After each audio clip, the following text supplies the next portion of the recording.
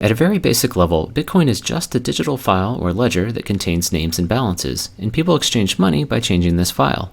When Bob sells Carol a lawnmower for 5.2 Bitcoins, Bob's balance goes up by 5.2 and Carol's down by 5.2. There's no gold or government-issued money backing these numbers. Bob is only willing to trade his real-life lawnmower for a higher number in this digital file because he has faith that other people will also trust the system. So who maintains this ledger and makes sure no one cheats? One goal of Bitcoin is to avoid any centralized control, so every participant maintains their own copy of the ledger. One surprising consequence of this is that everyone can see everyone else's balances, although the real system only uses account numbers and not names, so there's some level of anonymity. If everyone maintains their own ledger, how are all the ledgers kept in sync as money is transferred? At a basic level, when you want to send money, you simply tell everyone else by broadcasting a message with your account number, the receivers, and the amount. Everyone across the entire world then updates their ledger. As a quick aside, I'm describing how Bitcoin works for power users, people who help maintain the system. You can also just use the system to send and receive money, though, without maintaining a ledger. If sending money is as simple as creating a message with some account numbers, what's to stop a thief, Alice, from spending Bob's money by using his account number? Like a pen and paper check, Bitcoin requires a kind of signature to prove that the sender is the real owner of an account, but is based on math rather than handwriting.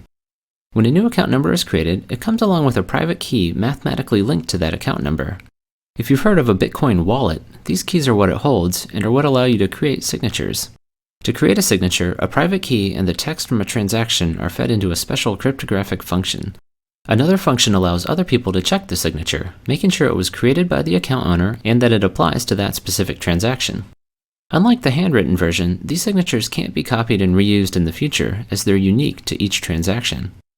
While the mathematical signatures prove who sent a transaction, they can't prove when it was sent, and this turns out to be problematic.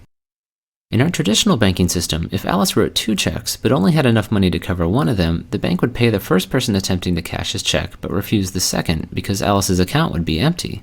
So the order of these checks is critical because it determines who should get paid. Unfortunately, order is much harder to determine in Bitcoin, where instead of a single bank, there are individuals all over the world. Network delays might cause transactions to arrive in different orders in different places, and fraudsters could lie about timestamps.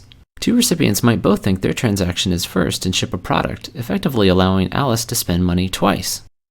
Bitcoin prevents this by providing a way for the entire world to decide on transaction order. As new transactions are created, they go into a pool of pending transactions, and from here they'll be sorted into a giant chain that locks in their order. To select which transaction is next, a kind of mathematical lottery is held. Participants select a pending transaction of their choice and begin trying to solve a special problem that will link it to the end of the chain. The first person to find a solution wins and gets to have their transaction selected as next in the chain. So what's this linking problem? It's based on a special function called a cryptographic hash. As scary as this sounds, it just mixes up its inputs and spits out a number, but it's special because it's irreversible. There's no easy way to start with an output and then find an input that generates it other than by making lots of guesses. And this is literally what people are doing in Bitcoin, feeding this function random numbers until the output meets certain criteria.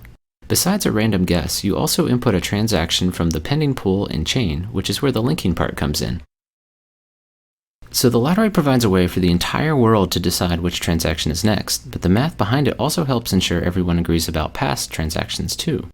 Suppose you're joining the network for the first time and request a copy of the transaction chain to get caught up but receive several different versions. Which one should you trust?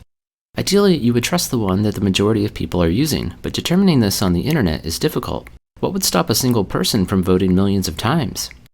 Bitcoin prevents this by requiring people to solve math problems to vote. This causes each vote to have a cost in computing power, making it unlikely that a single person or group could ever afford to outvote or outcompute the majority of users. The transaction ordering process described before actually provides the voting system. Part of the input to the linking problem is a transaction from the end of a chain, so each guess is effectively a vote for that chain. But how are all the votes tallied? Because the cryptographic hash function has well-defined statistical properties, you can look at any given answer and estimate how many guesses it took to find it, just like estimating how many coin flips it would take to get 100 heads in a row. So the links in a chain not only put transactions in order, but also act as an effective vote tally, making it easy to see which chain most people are using. Finally, how does money get created? Every time someone wins the lottery to pick the next transaction in the chain, new bitcoins are created out of thin air and awarded to their account. Solving these problems is commonly called mining, as this is how money enters the system, but the main purpose of the math is to make sure everyone's ledgers agree. The math simply provides a convenient way to randomly distribute money into the world. In fact, sometime around 2140, no more money will be created and participants will only be paid from fees added on to transactions. I hope this gives you a quick sense for how Bitcoin works. If you'd like a more detailed summary, check out my 22-minute video, How Bitcoin Works Under the Hood.